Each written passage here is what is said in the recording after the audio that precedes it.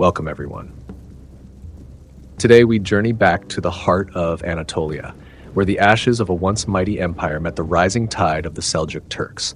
It is the year 1073 AD, just 2 years after the disastrous Battle of Manzikert that shook the foundations of the Byzantine Empire. The eastern frontier lies fractured and vulnerable, and into this chaos rides a new power, swift, relentless, and merciless. In this episode, we uncover the Battle of Caesarea, a brutal clash that marked not just the loss of a Byzantine army, but the beginning of a transformation that would forever alter the map of the medieval world. This is the story of the fall of Byzantine Anatolia and the rise of Turkish dominion in its place. Let's begin. At the Battle of Manzikert in AD 1071, in a single catastrophic day, the backbone of Byzantine authority in the east was shattered. The emperor was captured, the armies were broken, and from the steppes of Central Asia, a new force surged forward, the Seljuk Turks, hardened, mobile, and hungry for conquest. Anatolia, once the heartland of the Byzantine Empire in the east, had been thrown open. What followed was not a single invasion, but a wave, relentless, devastating, and irreversible.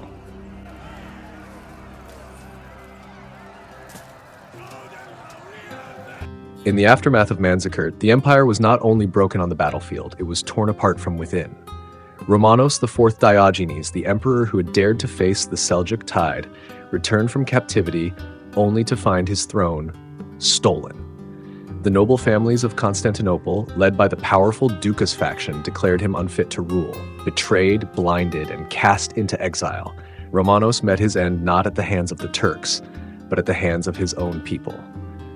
In his place rose Michael VII Ducas, a young and inexperienced emperor, heavily reliant on court officials and corrupt bureaucrats. While Seljuk raiders swept through the Anatolian plains, the imperial court remained paralyzed by intrigue and indecision. The new Byzantine administration made a critical error by failing to honor the peace treaty that had been established between Emperor Romanos and Sultan Alp Arslan. This breach of agreement allowed various Turkoman and Seljuk groups, many of whom were not directly under the control of the Sultan, to intensify their raids across Byzantine territory in Asia Minor. These incursions quickly escalated in scale and frequency, as the invaders began to see the poorly defended lands of Anatolia not just as targets for plunder, but as potential areas for permanent settlement. In response to the worsening crisis, the Byzantine government in 1073 resolved to launch a military campaign aimed at regaining control of the region. Isaac was appointed as the new Domestikos, the empire's senior military commander, to lead this effort. The army assembled for the campaign was relatively strong and included a notable elite unit, a cavalry force of 400 Frankish mercenaries led by the Norman commander Roussel de Bayeul. Renowned for his extensive military experience, Roussel was appointed second in command, supporting the still relatively inexperienced Isaac Komnenos. Joining the expedition as well was Isaac's younger brother, Alexios Komnenos, who would later rise to great prominence in Byzantine history.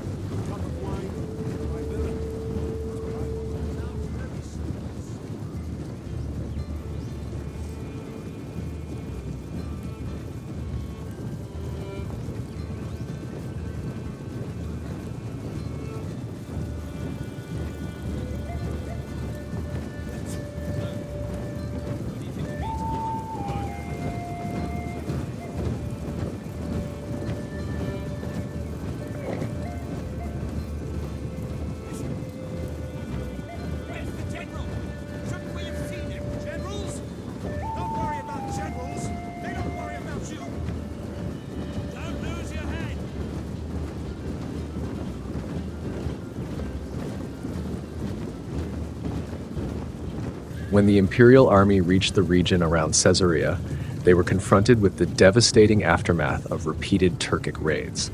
The widespread destruction of the land further demoralized the Byzantine troops. Around this time, Isaac Komnenos ordered the punishment of a Frankish soldier for a disciplinary offense. Roussel de Bayeul, interpreting this act as an affront to his authority and his men, took offense. That night, he withdrew from the campaign, taking his contingent of Frankish mercenaries with him, abandoning the Byzantine army.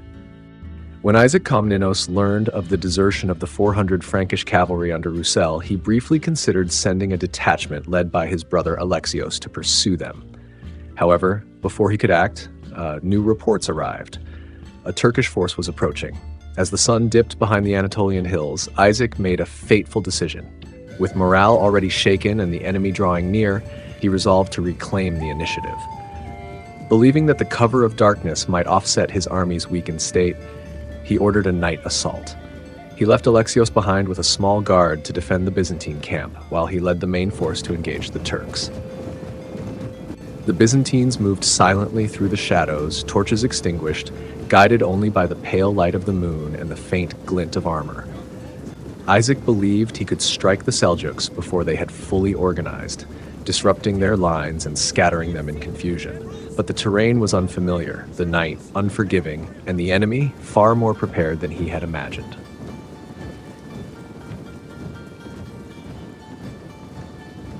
The Seljuks, adept at guerrilla warfare and masters of the Anatolian landscape, had anticipated such a maneuver. Their scouts had shadowed the Byzantine column for hours, silently relaying movements back to their commanders. Suddenly, the hills around them erupted in noise. War cries pierced the night air as volleys of arrows rained down from both flanks. Confusion spread instantly through the Byzantine ranks. Horses reared, men screamed in the dark, and officers shouted orders that were lost in the din. Flaming arrows illuminated the chaos, casting dancing shadows across terrified faces. Isaac, at the front of the column, realized too late what was happening. He ordered his men to form ranks, to push forward out of the kill zone. But discipline was breaking. The Byzantine line buckled under the weight of the ambush. From the darkness, Seljuk horsemen charged with blades and lances, cutting into the disoriented imperial troops. The clashing of steel, the cries of the wounded, and the thunder of hooves filled the night. Trying to hold the line, Isaac rode back and forth, shouting for order, rallying broken units.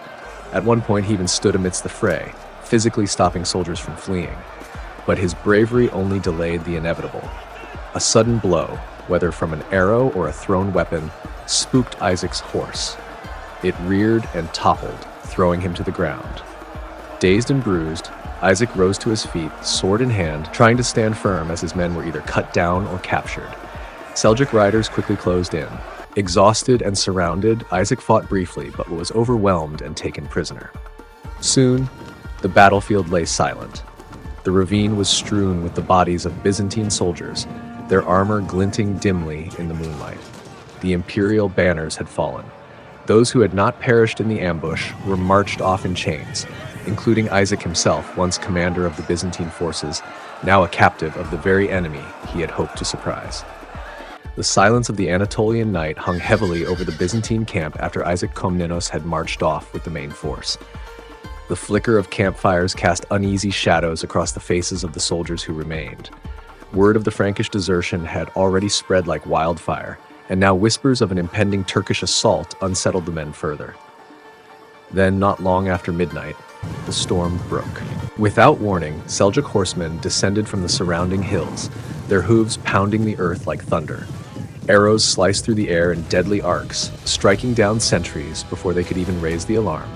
Chaos erupted as the camp stirred into a panic. Shouts filled the air, orders, prayers, screams, as fire arrows began to set tents alight. Smoke billowed into the sky, the orange glow of flames turning the camp into a flickering inferno.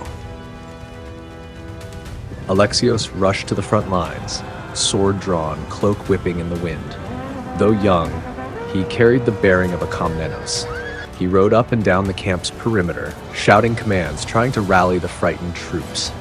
His voice cracked through the noise, urging the men to hold, to form ranks, to remember their oaths.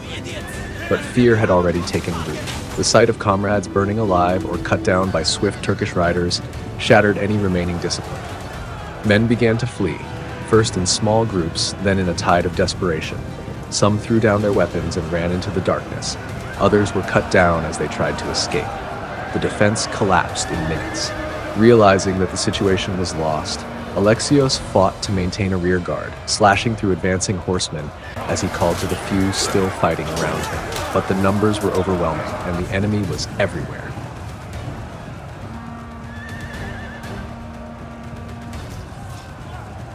At the last possible moment, with most of the camp either dead or captured, Alexios was pulled from the edge of defeat by a loyal soldier, one of the few who had not broken.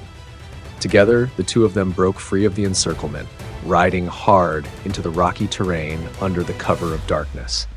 For days, they evaded pursuit, moving silently through the mountains, foraging for food, and drinking from cold streams.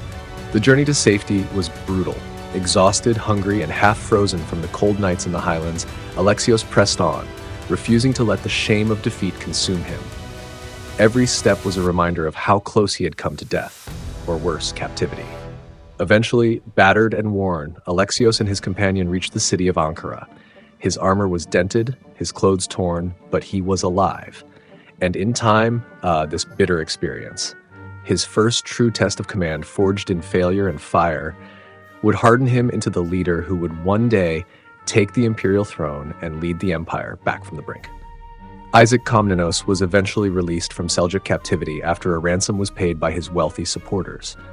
He later reunited with his brother Alexios in Ankara. Together, despite facing considerable danger in a region now overrun by Turkish forces, the two managed to make their way back to Constantinople. The destruction of the expeditionary army had severe consequences. With the Byzantine field force in Asia Minor shattered, the eastern frontier was left virtually undefended. This collapse of military presence further deepened the crisis that had begun with the disastrous defeat at Manzikert in 1071. To make matters worse, Roussel de Bayeul, like the very mercenary commander who had deserted the Byzantine army, launched a rebellion that would last for 3 years. His insurrection further destabilized the empire at a time when unity and order were desperately needed. Meanwhile, the Seljuks took full advantage of Byzantine disarray, rapidly expanding their control across Anatolia, transforming the region's political and demographic landscape. The Byzantine heartland was bleeding, but in that darkness, a young survivor named Alexios Komnenos would begin a journey, one that would lead him not just back to Constantinople, but to the imperial throne itself. That story is for another day.